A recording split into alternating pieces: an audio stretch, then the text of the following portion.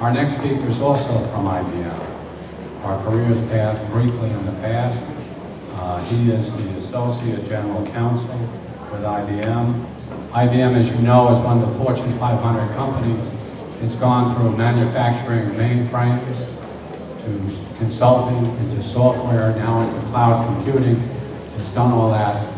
And our professional here with us today, Arthur Kentros, is the Global Business Manager for IBM. So you can't think of anybody who's more competent to talk about where IBM is going and the survival of these transitions than Arthur. So we're very fortunate to have him with us. And he's just rejoined the HEPA chapter, and he's tapped him just twice. So he's a great guy. He volunteers a lot. He helps us whenever we ask him. So he's a good friend. Arthur.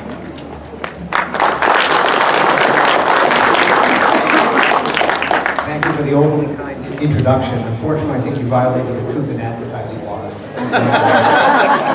Well, congratulations to all the young people here. It's an exciting time when you start to chart your careers. It's very, very important to take advantage of the many opportunities that are available to you. But you always have to look at it with a very hard eye, with an analytical eye. Because, to be frank, the economy today and for the last 10 years has been much tougher than when I started out and many of our other panelists started out. You're going to spend, and your families will spend a fortune on education, and I'd ask that you think about it and choose wisely and make sure you devote yourself properly. I'll speak particularly about law. People often make the mistake of thinking law is just one type of work. In medicine, people understand that there are many different areas: surgery, psychiatry, ophthalmology, and all these areas have different attributes, different specialties. And law is much the same. There's not one monolithic type of law or lawyer. It's a really very, very diverse area. And there are many different ways to practice law. One way is no better or worse than the other. They're just different. And you should look to see what you find most attractive and best fit for you. Let me talk about a couple of the different areas. First of all, public interest, very exciting area. People become involved in environmental law, protecting the environment, voting rights acts, anti-discrimination work. This can be very, very satisfying.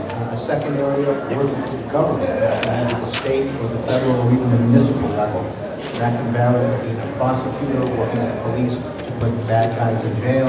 It can be working with agency work, things like zoning, real estate work, many, many different areas. And then thirdly, there are law firms. And they come in a couple of different flavors. You have the very large types, the Wall Street types, very well compensated but very demanding lifestyles. People in that area tend to specialize for economic reasons. And then there are more general law firms, which we'll see up here in Westchester County. And it's a very different type of practice. There you're working more with people, less than corporations, so that can be very satisfying. And it's a different type of practice. You might be working on real estate transactions, some amount of litigation, wills and trusts. So there are many different opportunities out there. The area that I've specialized in for more than 30 years now has been an in-house lawyer. And that's a growing area. More and more people go into that than was the case many years ago. There's been sort of a sea change there. And I ask, what is distinctive about being an in-house lawyer as opposed to the other many different types of law you might consider? And since it's a religious forum that we're having, I put things in threes always, so that's the trinity. And the three differences I see are: one, you're an employee of a firm. You don't work with an outside law firm, but you're a member of the company that you advise as an employee. You still have ethical obligations as a member of the profession, but you are governed, while you're governed by that, you really are an employee of your client.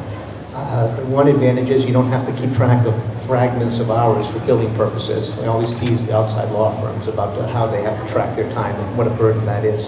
The second thing that's different about being an in-house lawyer is there's a much more significant business component to what you do. What you do is not pure law, but to give legal advice in a corporate setting, you really have to understand the business dynamics, what are the goals, what are the processes, to make sure that your advice can be effective. So there's a very important business element.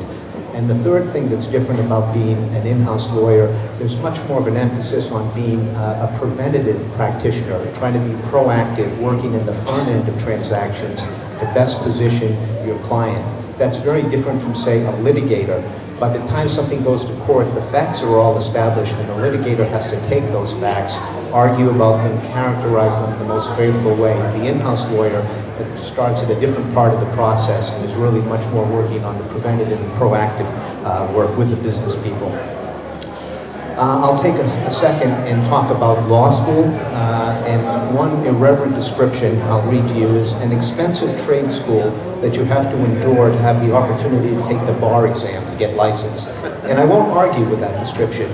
Law school is always tough. To get there, when you go to college, you can major in anything. It's not a requirement that you be an English major or a political science major. The keys are having good grades and doing very well on the law school aptitude test. It's called the LSAT. That's in stark contrast to other professions, and I'll compare with medicine. There you've got a prescribed set of core courses that you have to take as a pre-med, and then if your grades are good and you're competitive with your MCAT scores, your medical college aptitude testing, then you go through a long interview process where they really look at what type of person you are, do you have the right level of empathy to be a physician. Law school doesn't do any of that. It's really almost kind of harsh in that they want to know what your grades are and they want to know where you are on the LSATs. And the law schools do that because they want to have the strongest academic athletes, if you will, for their class, because the law schools are very sensitive to their rankings. There are about 200 American law schools, and I think sometimes we've got about 100 too many, because in this day and age, there are really not enough jobs for everybody. So the law schools are very focused on getting the best possible candidates. So it's a little different. The key is really grades and your scores.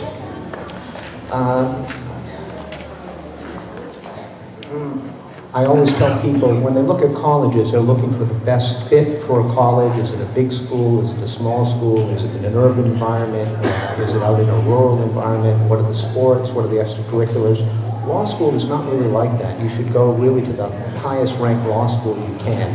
It's really just a stepping stone. And one thing that's different about law, the education is really very theoretical in law school. And most lawyers, the way they spend their days, it really has nothing to do with what they learned in law school.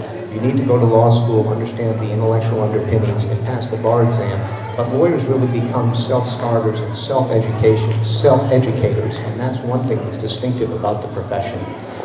In terms of being hired, different groups will come and interview at the law schools. In terms of in-house lawyers, there's a split. Many law firms will only hire people who've had 3 years, 6 years of experience in a different law firm. Other corporations do just the opposite. They'll hire right out of law school and want to hire people and train them from day one in their particular business. So you have that variation. So keep us on track. I'm going to close it right now and delighted to take questions later on. So thank you.